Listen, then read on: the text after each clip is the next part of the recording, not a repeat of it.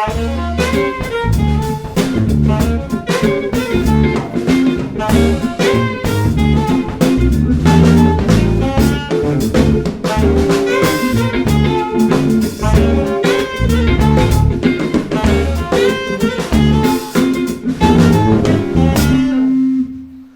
que bom estar na sua companhia mais uma vez. Estamos começando mais um programa Duda Talk Show pela LMC, YouTube e os cortes em todas as plataformas, é o melhor. Gente, hoje o programa está especialíssimo. Eu estou recebendo um amigo que não só é um dos maiores executivos do país, mas é uma história de vida que você vai gostar muito. Você vai se encontrar dentro dessa história. Pablo Feitosa, bem-vindo. Ô, Duda. Querido Pablo. Que prazer imenso estar aqui no seu programa. Audiência bombando. Eu vejo os cortes, vejo o programa inteiro. Inclusive, teve um amigo aqui de uma multinacional francesa, Rafael da Robertet. Rafael. Eu adorei o programa. Eu falei, meu Deus do céu. E a partir dali eu comecei a assistir todos, né? Que maravilha. Rafael é nosso amigo de bastante tempo. Estamos fazendo um projeto do perfume do Ronaldinho. Olha só. A gente faz projeto só perfume de gente importante. Agora falta fazer o seu. Rapaz do céu. Se bem que não precisa, porque você usa um perfume amigo. Te contar, viu? Ah, eu catava, meu amor. Olha, bem começadinho, numa tarde de quinta. Mas tem que se produzir bem, né? Imagina, para poder manter a elegância com a esposa há mais de 22 anos, baixinho, barrigudo, sem pescoço, você tem que investir no perfume, né? O que importa é o charme, irmão. É o charme. Pablo, olha, eu realmente estou muito feliz de você ter vindo no programa, sobretudo porque a minha admiração por você, que conheço há algum tempo, não é só como olhando o seu talento como empresário, mas sabendo a pessoa que você é e de onde você veio e como você chegou até aqui. Essa história é muito legal, né? De como as pessoas chegam até onde chegaram. E as pessoas muitas vezes não sabem e não sabem valorizar o passo a passo, não é? Direto do Morro do Largatixa, lá no Rio de Janeiro, não é verdade? Numa comunidade carente. Eu vou deixar você contar essa história que fica muito mais filosófica do que eu, né? Duda, mais uma vez, obrigado. Quem me vê hoje, né, é vice-presidente de um grupo com 22 empresas, que tem um histórico de faturamento aí de mais de 12 bi. E agora, recentemente, a gente está assumindo um novo desafio, mas eu não vou antecipar a surpresa, né? Como CEO dessa vertical. Não tem noção. Vai ser em primeira mão, hein? Vai ser em primeira mão que eu vou estar falando aqui para o mercado no programa do Duda Talk Show, né? Não tem noção que um dia eu fui ajudante pedreiro do meu pai, né? Nasci no Morro da Largatixa, conforme você falou. No Complexo do Chapadão, que é o menor índice de desenvolvimento humano da América Latina. Meu pai é pedreiro, minha mãe é faxineira, filho único, né? Depois eu fui morar dentro de uma comunidade chamada Curral de Irajá. Estudava no Acari, ao lado do rio Acari, e saíamos de madrugada para poder catar xepa no Ceasa, né? Resto de frutas, legumes e verduras ali no lixão. E durante muito tempo nos mantivemos dessa forma, né? Comecei fazendo de tudo para poder sobreviver dignamente. Então, ia tomar conta de carro, igual esses meninos às vezes que você vê aí, tomando conta de carro, era o que eu fazia. Vendia refrigerante, salgado, entregava flores. Dia dos finados, ia lá, pegava meu caldeirãozinho, ia para dentro do cemitério para poder limpar a catatumba. Fazia de tudo para poder sobreviver dignamente, né? Até que um dia, eu vou te indicar para vir aqui, estava aqui, ficou essa semana aqui com a gente, o Carlos de Carvalho, que é o diretor-geral da Casa e Vídeo. Na época foi meu primeiro gerente. A Casa e Vídeo, para quem não conhece, fatura 3,5 bi. Recentemente eles fizeram uma fusão, compraram a Le Biscuit. Então com quase 400 lojas. E eu entrei nessa empresa no menor cargo, que era estoquista, né? E para você ter uma noção, eu queria crescer tanto, porque para muitos o filme Tropa de Elite é uma ficção, né? Distante. Mas para mim era uma realidade, né? É mesmo. Então era uma realidade muito sofrida. Só para você ter uma ideia, o filme Tropa de Elite 2 foi gravado onde mora minha sogra. Onde entra o caveirão ali batendo nos carros, enfim. Então eu perdi amigos muito próximos. Mais de 80% dos meus amigos morreram, né? Já não estão mais entre nós. Porque entraram no tráfico, né? Então foram assaltar, foram roubar, entraram no mundo do crime, e essa vida é muito curta, né? E eu queria mudar de vida, e eu vi na Casa e Vídeo uma oportunidade de mudar de vida. Então eu cheguei lá como estoquista, eu dormia dentro da loja, eu queria crescer, e eu fui o executivo mais novo. Em 5 anos eu tive 9 promoções. 9? 9 promoções. Saí de estoquista, passei por todos os cargos operacionais, repositor coordenador de seção, que é um repositor líder, assistente administrativo financeiro, subgerente. Antes de ser subgerente, fui trainee. E aí foi uma experiência muito bacana, que como trainee eu pude passar por todos os departamentos da companhia, né? Conhecer logística, marketing, comercial, price, contabilidade cliente, fornecedor, todas as áreas, sabe? E aí eu pude entender o que era uma empresa de fato. Quando eu fui para subgerente, em menos de 4 meses eu fui promovido a gerente. Fui o gerente mais novo na ocasião. E aí me formei em administração de empresas e fiz MBA em gestão de negócios, pelo IBMEC.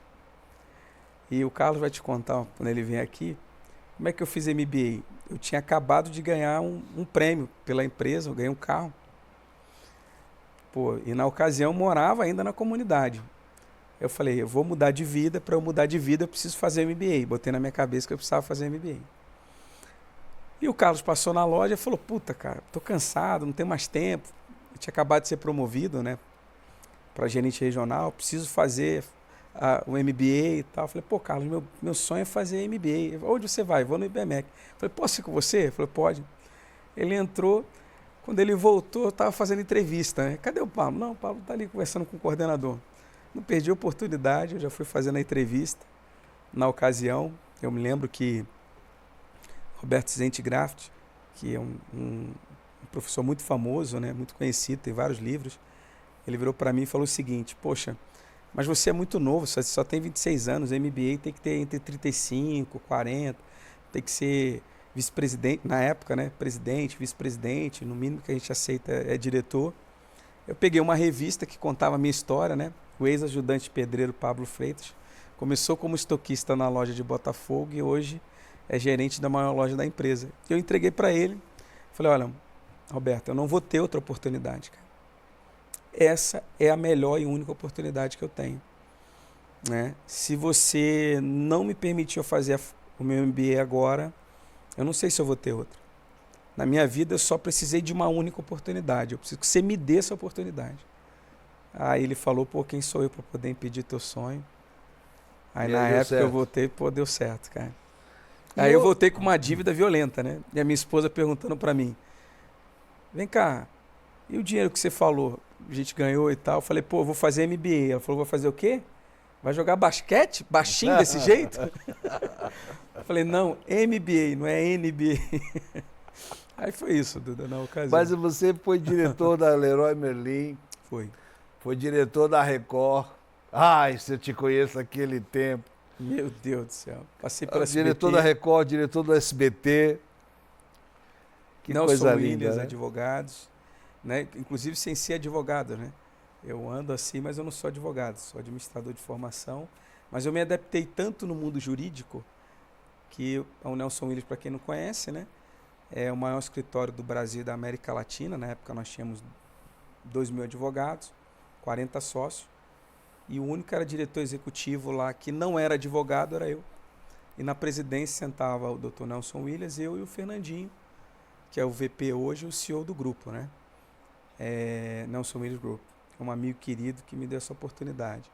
Nelson Williams está muito forte, né? Nelson Williams está com escritórios aqui no mundo inteiro, né? No mundo inteiro. Fechou. Alô, Nelson, abraço para você. Tempo que eu não te vejo, mas quero mandar um beijão. Muito sucesso. E aquele vinho, hein? Aquele vinho. E aquele vinho. Aquela adega lá na casa dele, 4.500 rótulos lá. 4.500 rótulos, que coisa maravilhosa, né? Já fui lá, Falei, doutor, que vinho é esse do lado de fora? Não, isso aqui é o que eu ganhei do Galvão, ainda não teve tempo ainda de colocar lá dentro, mas vou conseguir. Rapaz, era vinho lá até dizer chega. Nós vamos entrar numa seara agora muito legal, mas eu não vou dar spoiler não. Vamos para o rápido intervalo para amigos e apoiadores, voltamos já.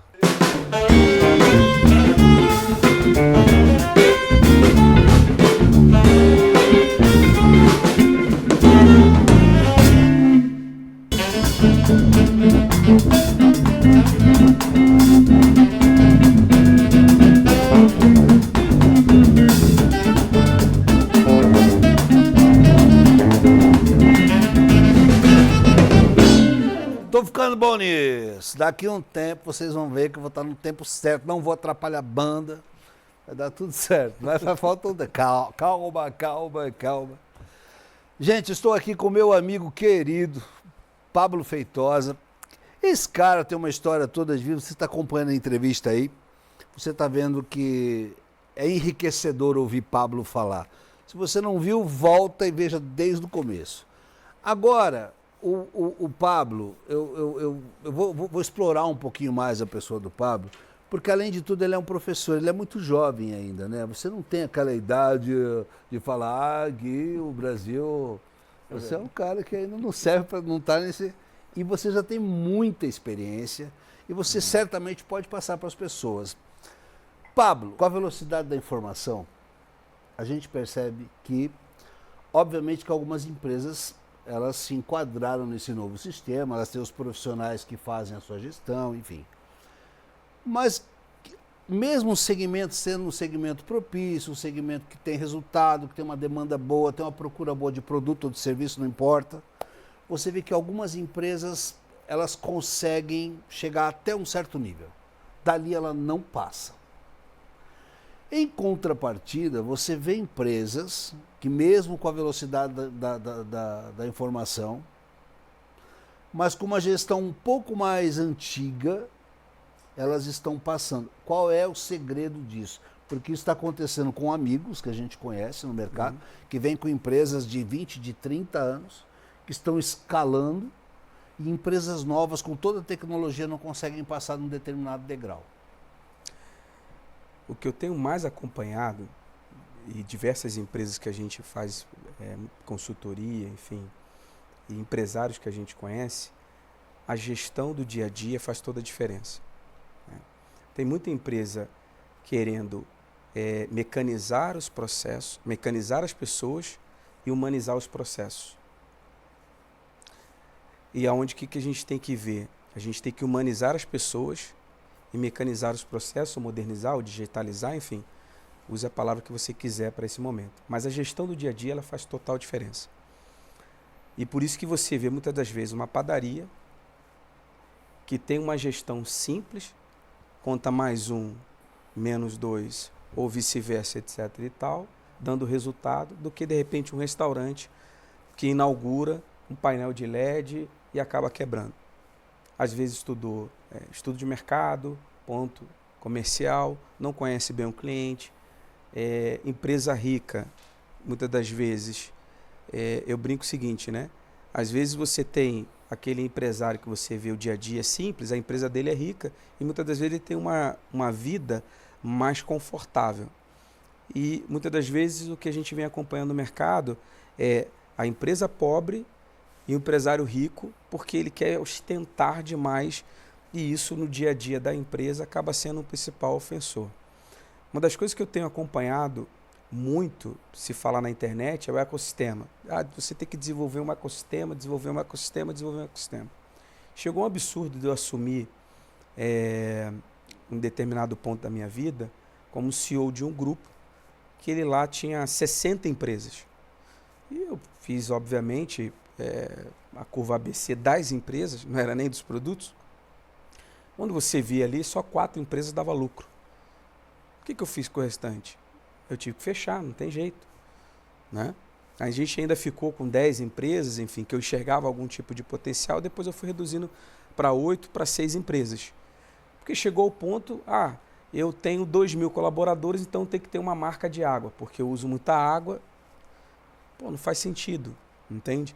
poxa, eu tenho que ter, por exemplo, uma empresa de segurança, porque eu tenho muitos negócios, então eu comecei, eu tenho que ter uma imobiliária, porque, tá entendendo? Eu tenho muitos imóveis. Então começa a perder demais o foco do negócio principal, e aí o que, que acontece? O negócio vem à ruína, né? Então isso vem acontecendo com uma certa frequência. Um outro fator é colocar as pessoas competentes no lugar certo. Às vezes você tem até uma pessoa de confiança, que é de extrema confiança, mas você coloca ela, de repente, num cargo que ela ainda não tem envergadura, não está preparada para. E aí a gestão acaba sendo comprometida também. A resposta que você me deu era mais ou menos a resposta que eu imaginava que eu teria. Por que eu fiz a pergunta? Por causa da influência da inteligência artificial. O que acontece é o seguinte, muitas empresas que estão fazendo arroz com feijão, que estão andando, por exemplo, cara, essa semana aconteceu, você é vice-presidente de um grupo com 22 empresas que fatura 13 bi por ano. Mais acumulado a gente fatura isso. Imagina a Havan, por exemplo, meu amigo Luciano Hang, abraço Luciano, querido. Luciano é um cara que trabalha pesado desde sempre. Sim. E o Luciano não está nadando na tecnologia.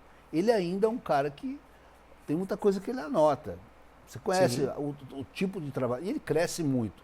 E ele continua crescendo muito. Hoje ele fatura 10,3 bi por ano. Né? É muita coisa. Mas a inteligência artificial tem se aproximado dessa gestão, né? Sim. De que forma você acha que pode contribuir e pode não contribuir eu digo até pelo ponto do desemprego, né? Das pessoas que não vão ter mais utilidade no mercado. Onde é que você acha que a inteligência artificial hoje pode atrapalhar as pessoas? Existe um equívoco no mercado, né? As pessoas acham que a inteligência artificial ela veio para substituir as pessoas. De fato, ela vai ter um emprego, vai ter um impacto muito forte no desemprego, sim. Ela vem transformar a inteligência artificial, para que todos que estão assistindo venham entender o seguinte, ela vem transformar o humano em super-humano. Ela vem pegar uma habilidade sua, uma competência sua que você tem, e ela vem potencializar isso daí que você está fazendo. Mas parte de um comando, parte de você. Então, dentro das empresas, o que vai acontecer? Processos repetitivos, põe inteligência artificial, né? Processos,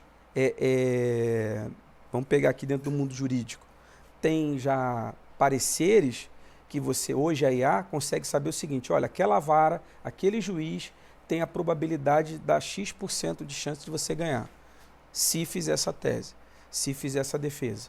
Pô, dá para montar um aplicativo, hein? Consegue, exato. Né? Então você vamos analisar os juízes. E já tem mapeado, né? Hoje você consegue fazer a parte ali de toda a parte de dados, jurídica, enfim, você consegue trabalhar e colocando IA vai potencializar ainda aquele advogado, por exemplo, que está preparado. Agora, aonde que vai atrapalhar as pessoas? Quando todo mundo delargar para IA aquilo que o ser humano tem que fazer. Exemplo, no grupo mesmo, veio um colaborador nosso, eu pedi para ele revisar um contrato, fazer um contrato de novo, e ele veio com aquelas aspas da IA, etc. e tal. Eu falei, você leu? Aí ele, não. Eu falei, pô, você pediu para o ChatGPT fazer, né?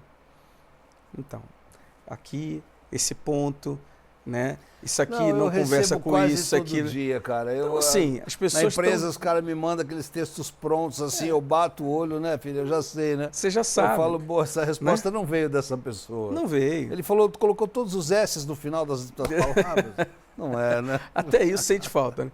Mas então, você percebe o seguinte, né? Se a IA ela for usada alinhado com o planejamento estratégico da empresa, a IA não é o departamento de tecnologia. As pessoas também têm esse equívoco. A IA ela é transversal. Ela vai impactar todos os departamentos da companhia, todas as áreas da companhia. Né? E você vai ouvir muito falar do agente de IA. O agente de IA, o agente de inteligência artificial, é aquela pessoa que ela é ultra especializada em quê? Em fazer aquela área. Por exemplo, vamos pegar aqui... Não te assusta um pouco isso? Com certeza. né? Na verdade, ela me move, mas irão surgir outras Depois áreas. Depois que eu ouvi o Elon Musk dizendo... Para segurar? Não só para segurar. Você viu o que ele falou? O Elon Musk diz assim, olha, eu perdi o controle das coisas que são possíveis de serem feitas. Ele perdeu o controle, porque eles assim, vou te dar um exemplo, Pablo, veio aqui essa semana passada, né, 2 caras da inteligência artificial. Um é o top master do mundo, eu falei, você está falando com a pessoa errada, que eu entendo muito pouco disso e tal. Mas ele me mostrou uma coisa, me impressionou muito. Rapaz, ele chegou, ele colocou na minha frente o Ricardo Boechat. Ah, sim. Isso você vai ver direto. O Ricardo Boechat, num vídeo em 3D, eu via, né, falando comigo e contando as notícias de agora. O Ricardo Boechat se foi, já faz alguns anos, sim, né? E aí o Ricardo Boechat, eu digo, mas o que ele está fazendo aqui, né? Pensando assim, né? Conversando com o meu amigo, assim, o que o Ricardo Boechat está fazendo, né? Agora, falando das notícias de agora, o Ricardo Boechat... Eu voltei porque eu estava com saudade do público, da minha irmã e da minha mãe. E aí eu vi aquilo e fiquei impressionado. Mas como se não bastasse aquilo, ainda ele me apresentou uma caixa de madeira, um fundo de madeira, à frente uma caixa de vidro. Um holograma. Um holograma, mas não é um holograma. É uma coisa que você jamais vai dizer que é qualquer coisa daquilo que você já viu um dia. Você olha, tinha uma mulher de pé, com as unhas dos pés feitas, com as mãos feitas, se movimentando naturalmente dentro da casa. Tem uma mulher muito bonita, por sinal, colocaram uma modelo, né, uma pessoa. E ela, braço cruzado e tal, e o cara diz assim, bom dia, ela, bom dia. Como vai você, tudo bem? Tudo bem. E você, tá tudo bem? Aí o cara diz assim, eu não estou muito bem. Mas o que foi que aconteceu? Era uma pessoa preparada para responder 10 mil perguntas. Falei, meu Deus, cara. Um empresário como o Luciano, por exemplo, que quer ser onipresente em todas as lojas dele, vai ser. Imagina 270 Lucianos na frente da loja. Passa alguém e fala, oi, Luciano Hangel, oi, tudo bem? A toalha, lá, ó. E só precisa de 2 minutos, né? Se você fazer um vídeo, captar a pessoa em 2 minutos. 40 segundos de conversa pega toda a voz, a tonalidade. Toda a voz. E 2 minutos porque de imagem. Você ela pega todo o trejeito, dicção, enfim. E aí depois ela faz, e aí você pega uma outra IA, onde que ela pega todas as notícias do mercado, cola nisso daí. Imagina o ladrão entrando na sua casa de madrugada e você com o IA, cara. Aí você coloca lá o Mike Tyson assim, ó. O cara entra e fala assim, boa noite. Pô, sai correndo. Né? Não, mas te assusta, eu tenho certeza que você como mega empresário... Não, sim, com certeza, sim. O que a gente está vendo, eu estava até conversando com uma pessoa que eu respeito muito, né? Que foi diretor superintendente do Grupo Carrefour. O Grupo Carrefour fatura 100 bi, né, por ano. Imagina, uma empresa de 100 bilhões de reais por ano, aonde que ele está vendo que o negócio dele, o varejo físico, cada vez mais está se digitalizando. E tudo que é operacional, a gente está começando a perceber que a IA vai vir forte. E aí vem a robótica junto. Porque, por exemplo, vai repor gôndola, não vai precisar mais de operador de loja, de repositor, de atendente, enfim. Você vai na Decathlon hoje, você põe a sacola ali, ela já calcula já o valor, sem ninguém digitar. Mas isso já estava previsto desde 2010. Na época eu lembro que eu fui na França, a Leroy faz parte do grupo ADO, né? E que é dona também da Decathlon. Então nós já tínhamos esse estudo do self-checkout que chegou agora no Brasil, principalmente depois da pandemia, lá atrás. Então tudo que a gente está vendo aqui é uma realidade. Então quem não se preparar para as novas áreas que irão surgir, realmente vai ter uma dificuldade muito grande de recolocação, sim. Mas outras oportunidades eu acredito que irão surgir. A gente vai continuar, já a gente volta para encerrar o último bloco derradeiro. Tá boa a conversa, gostaram? Intervalo comercial para amigos e apoiadores, voltamos já.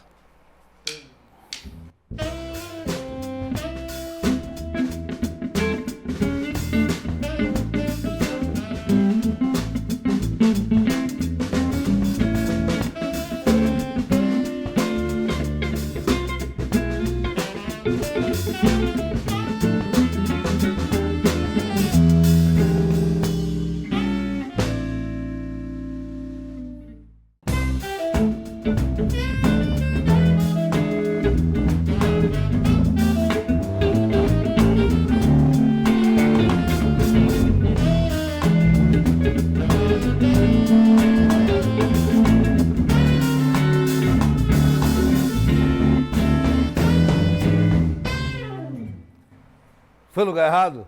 Não, né? Ah, coisa. Eu tô ficando bom, tô falando, Renato. Que hoje dia tá todo mundo feliz, né? Eu não atravesso mais ninguém. Tá uma graça, hein, ô Ricardo Penha? Obrigado. Tá tocando muito bem, Ricardo Penha.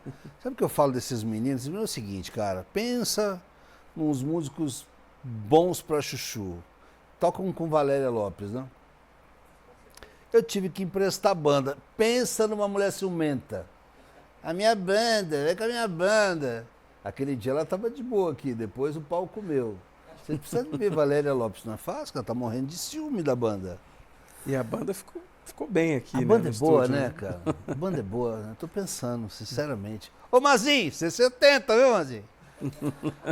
Rapaziada, olha, que maravilha, que bom ter tido aqui o meu amigo Pablo Fez. Vocês gostaram do Pablo? É um gênio, né? Ô, Pablo, você tem que levar a gente para essas etapas. Você tem que fazer a gente escalar também como empresa, como programa.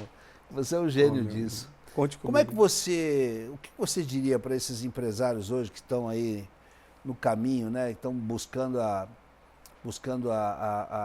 melhorar, buscando a crescer no mercado e que muitas vezes não tem uma boa gestão, não tem uma pessoa ali e o empresário mesmo ele fica com aquilo. Eu sei porque já passei por isso. Ele fica atrás. O que eu tenho que fazer? O que é que eu tenho? Qual que é a essência? Você acha do crescimento hoje? Hoje a essência do crescimento é você ser um inconformado, porém focado no teu negócio, né? Você tem que ter um bom plano. Ser um inconformado, né? O conformismo não pode fazer parte do empreendedorismo, porque se ele cai na zona de conforto, o concorrente certamente vai passar, né? Seguramente você precisa olhar para o mercado, não só o mercado físico, né? Hoje existem muitas oportunidades no mercado digital. Então, às vezes, você está com um problema concorrencial local, mas você se esquece que, de repente, você pode estar vendendo no marketplace, que 24 horas está vendendo produtos ali, e procurar novas oportunidades. Essa é uma dica que eu também posso te dar. Sem contar você poder se especializar muito forte em gestão, acompanhar, tem muitos conteúdos aí de graça, mas você ter um foco, um planejamento muito bem definido. Recentemente tivemos a visita do Roberto, lá do I3, no escritório, e eu mostrei para ele nosso planejamento que nós fizemos lá em outubro. Ele falou, caramba, a equipe dele olhou e falou assim, poxa, que sensacional o que vocês estão fazendo. Eu falei, cara, se eu te mostro só um PowerPoint, você não entende o planejamento que está vindo desde outubro do ano passado, onde que eu tenho mapeado todos os dias o que a gente faz. Isso uma pequena empresa pode fazer. Ter mapeado ali no dia a dia, anotado o que tem que fazer durante a semana, durante o mês. Isso dá um horizonte, no mínimo, um mínimo de planejamento você tem que ter. Porque senão aí você vai estar contando com a sorte, né? O azar pode ter certeza que é certo, nesse caso. E você com 22 empresas, assim, porque 22 empresas, imagino eu, que são empresas de grande porte hoje, né? Sim. Médio e grande porte. Né? Médio e grande porte. Então você com 22 empresas, essa gestão das 22 empresas, você tem uma cabeça ou você consegue dividir isso? E como é que você trabalha com isso tudo? Principalmente é o seguinte, porque eu com duas já é complicado, imagina com 22. Né? A gente tem digamos assim, um gestor para cada empresa. Isso é fato, né? Então, ou seja, você tem que ter, a depender do tamanho da empresa, você tem que ter um CEO, já demanda um CEO, ou você vai ter um diretor, ou você vai ter um gestor, a depender do tamanho da empresa, do faturamento. Obviamente, o que a gente faz no dia a dia? A gente cria metas, métricas, gestão de performance, para que essa pessoa, a gente venha ter um acompanhamento sistemático. Por exemplo, toda segunda-feira está aqui nos acompanhando, por exemplo, parte da nossa equipe, que participa, inclusive, a Duda, sua fã, né? Existe o Duda, a Duda, e ela acompanha aqui, ela está aqui, eu vou deixar mentir.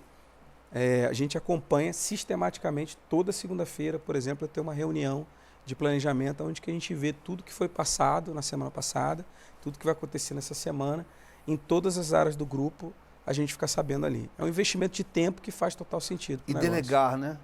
Você tem que saber delegar, né, cara? Para delegar, você precisa saber. Como é que se sabe delegar? Você primeiro delega. Antes de você delegar, você tem que... Eu delego, eu oriento a pessoa, ou seja, eu explico para ela o que ela tem que fazer, eu acompanho e eu cobro. Esse é o princípio da delegação eficaz. Anota isso em todos os negócios, independente do segmento. Se você fizer isso, o princípio da delegação eficaz é esse. Eu delego, ou seja, eu peço para a pessoa o que fazer, depois eu oriento como fazer, olha, faz dessa forma, dando diretrizes para ela fazer. Eu acompanho o processo, se você pediu algo para poder fazer, né, se a depender do nível de maturidade da pessoa, se é júnior, você tem que ter uma proximidade maior com essa pessoa que está começando agora, está iniciando.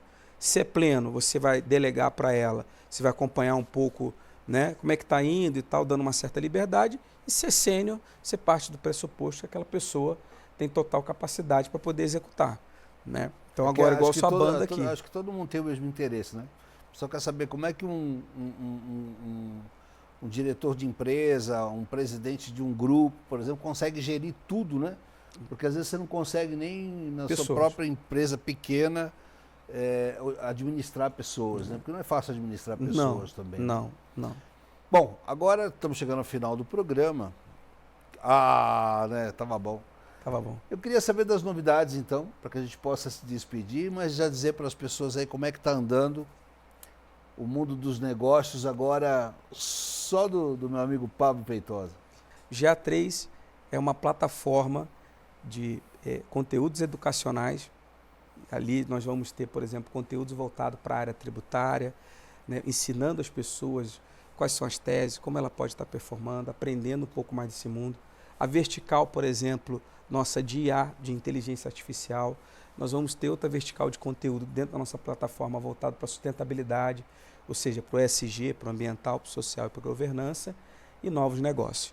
Dentro dessa plataforma, nós teremos um ecossistema empreendedor, ou seja, nós vamos formar as pessoas e ela ainda poderá fazer o que? Uso da nossa plataforma, do nosso ecossistema empreendedor, para fazer negócios. Então, e montar, inclusive, equipes, né? Onde ela vai ter um plano de carreira que ela pode começar como executivo e terminar, né, e crescer dentro do grupo e chegar até presidente do nosso grupo. Então, sendo um parceiro estratégico. Contato? @Pablo Feitosa, siga no Instagram, será um prazer imenso trocar ideias, enfim. Se eu demorar, pode ter certeza que eu tenho uma agência que responde meus contatos. Você promete que volta? Sempre. Você é meu irmão, você é dono da minha agenda. Obrigado, Pablo. Gente, obrigado pela audiência de vocês. A gente está gostando muito de saber que vocês estão acompanhando o programa. E é isso. O programa, sabe, Pablo, tem um lema. Esse programa chama-se Duda Talk Show, mas é o melhor de cada um. Aqui não tem polêmica, a gente não coloca os caras para... A gente não espreme artista, a gente não espreme convidado, a gente não espreme ninguém. A gente quer realmente mostrar o melhor de cada um. E você deu uma aula hoje. Muito obrigado. Muito obrigado pela audiência. Até a próxima, gente. Vamos lá.